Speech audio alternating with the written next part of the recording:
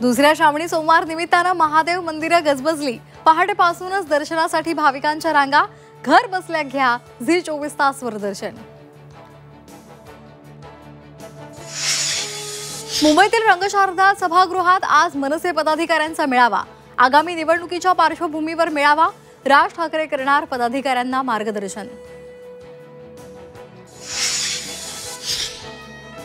मुलीवर हात टाकणाऱ्यांचे हातपाय तोडून त्यांना पोलिसांमध्ये दिलं पाहिजे। आपली सत्ता नसली तरी राज ठाकरे सत्तेत, मनसे नेते अमित ठाकरे यांचं वक्तव्य। कोथरूडमधील मुलींना मारहाण प्रकरण तापलं। तक्रारीसाठी मुलींचं 12 तासांहून अधिक काळ आयुक्तालयाबाहेर ठिय्या आंदोलन। आमदार रोहित पवार आणि सुजाता आंबेडकरही सहभागी।